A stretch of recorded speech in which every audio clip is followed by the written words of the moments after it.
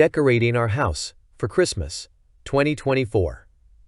Christmas is always a special time of the year for family gatherings and creating wonderful memories with loved ones. This year, for Christmas 2024, we've decided to bring the festive spirit into every corner of our home with fresh and creative decorations. It's going to be an exciting journey, from choosing ornaments to arranging everything in a way that makes our space feel warm and full of holiday cheer.